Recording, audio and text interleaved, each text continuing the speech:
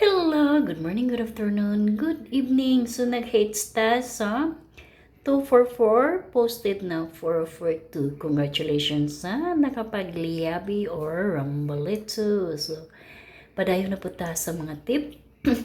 Unang tapag-discuss ang 4D ug 6D, no?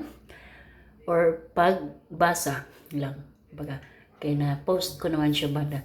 For the results, 2328, ang ano ko, tip ko is 1217. 6, the results is 737190. 626089 ang tip ko. So, ito ang 4D result, 6D results, then ito naman ang tip. Recap tayo sa 13 and 14 sa 3D.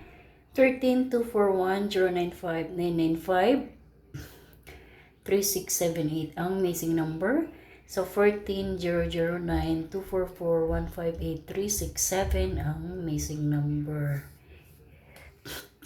So, minsan, ang mga missing number sa results of that day, lalabas siya sa kasunod na 3D or kaya 4D. So, kumbaga, 24, kumbaga, ano pala ito guys, 14, then 15, ganun pala yung still yun yan, 95, 85,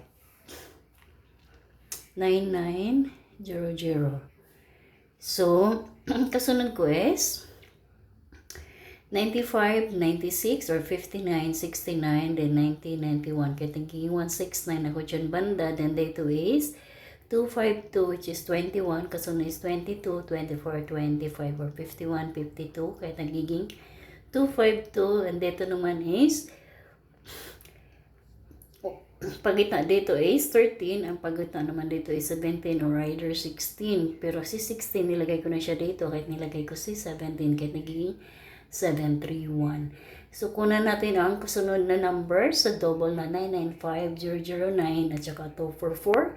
So ito ang susunod na mga number, no?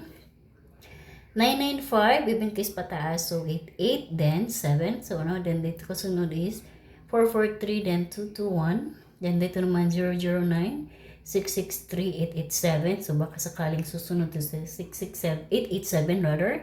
Kasi nakuha siya sa 995 o 009 na calculations. Then, si 244, binalik ko lang siya pag-post, kumbaga, 466 at saka si 022. So,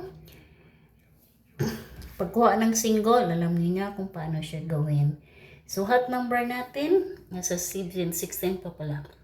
16 is 170, so 6970.